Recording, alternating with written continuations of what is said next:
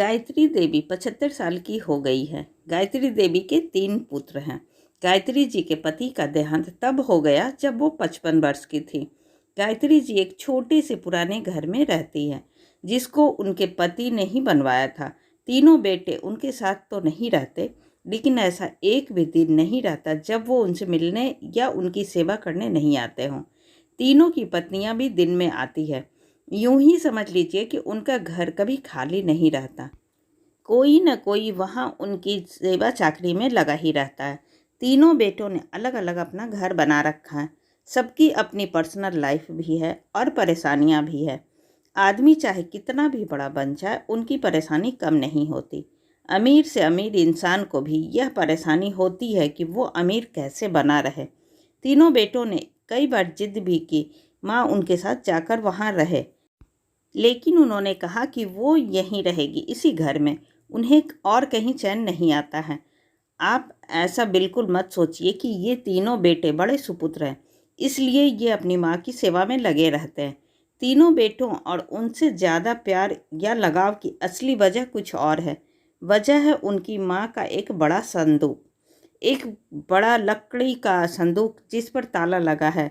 यह संदूक इनके जीवन में बहुत अहम भूमिका रखता है। इस संदूक के अंदर क्या है और कितना है, ना तो इन तीनों बेटों को पता है, ना ही इनकी पत्नियों को। बस जब से पिताजी गए हैं, माताजी को इस संदूक की रक्षा करते देखा है, इसलिए इन सभी ने अपने अपने अनुमान लगा रखे हैं। अनुमान नहीं, बल्कि इन्होंने तो एक आस लगा रखी है कि इस संदूक के खुलते ही ये क्या क्या करने वाले हैं। गायत्री जी उस संदूक को छोड़कर कभी नहीं जाती। कभी जाती भी तो अपने कमरे में बड़ा सा ताला लगाकर ही बाहर निकलती, वो भी सिर्फ थोड़ी देर में ही वापस आ जाती। तीनों बेटों और उनकी पत्नी की उस संदूक पर नज़र ना जाने कब से है। सबने अपनी तरफ से अपनी अपनी कोशिश भी करके देख ली, माँ को अपने साथ अपने घर ले जाने की, ताकि माँ के साथ उनका संदूक भी वहाँ से हिल सके। और फिर जाहिर सी बात है, जिसके घर में माँ रहेगी उसका संदूक।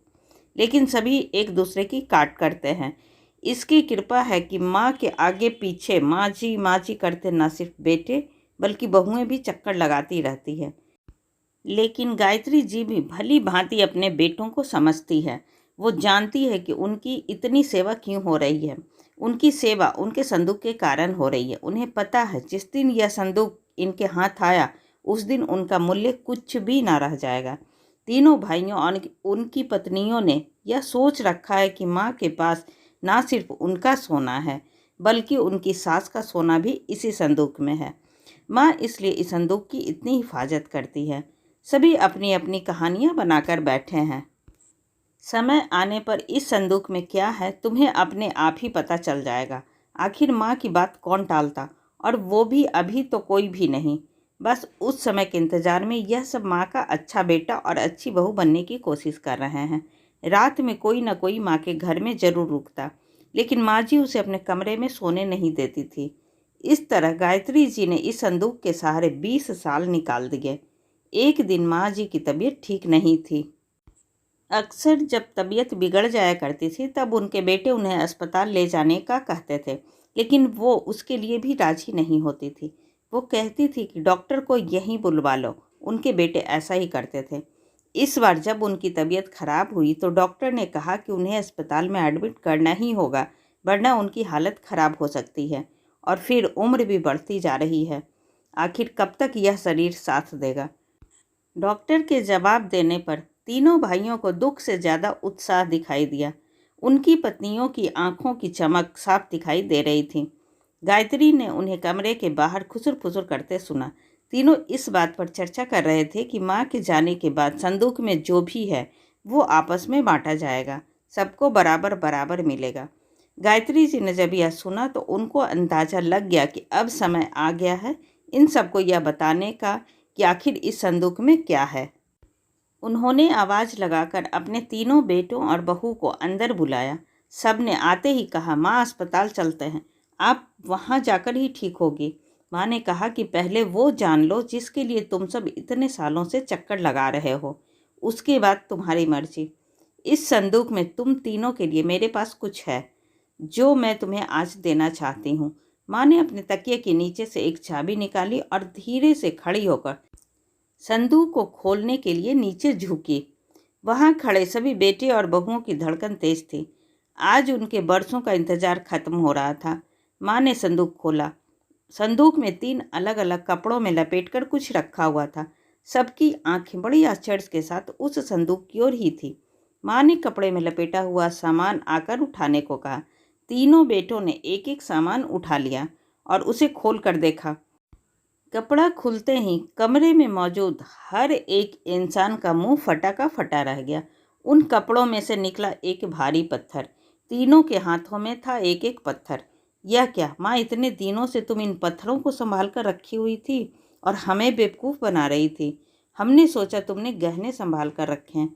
माँ ने कहा, मैंने तुम्हें कब बेवकूफ़ बनाया, और गहने तो थे, बहुत थे, लेकिन कब किसके लिए कितने बेचे इसका मैंने हिसाब नहीं रखा। जब तुम्हारे पिता आखिरी समय में थे तब हमारे पास कुछ नहीं था। तुम तीनों ने शादी के बाद मुंह फेर लिया। क्या तुम्हें पता है किस अभाव में उनका अंतिम समय गुजरा? पर उस समय भी उन्होंने तुम्हें कुछ नहीं कहा। उन्होंने उस समय भी मेरा सोचा। उन्हें पता था कि उनके जाने के बाद उनके बेटे मेरे साथ भी यही करने वाले हैं। इसलिए उन्होंने मेरे लिए इस संदूक का उपाय खोजा। देखो कितना सही उपाय दिया था। तुम लोगों को बेवकूफ़ बनाना या तुम लोगों से सेवा कराना ना उनका मकसद था और ना मेरा। वो तो चाहते थे कि उनके जाने के बाद मैं अकेली ना रहूं, बेटे मेरे साथ हों, मेरी आंखों के सामने। बस यही इच्छा थी। अब मैं शायद ज़्यादा ना रहूं, इसलिए मैंने तुम्हें सच बता दिया। सभी बेटे बहू कमरे से बड़बड़ाते हुए गुस्से से निकले। करीब 1 घंटे तक माँ के कमरे के बाहर ही सब एक दूसरे पर अपना गुस्सा निकाल रहे थे। बहस हो रही थी कि अब माँ को अस्पताल ले जाना है कि नहीं, और ले जाएंगे तो खर्चा कौन उठाएगा। माँ जी अपने बिस्तर पर लेटी हुई सब सुन रही थी। ऐसी ही अच्छी और ज्ञानवर्धक कहानी सुनने के लिए प्लीज़ आप मेरे चैनल को सब्सक्राइब ज़रूर करें। तब तक के लिए बाय बाय।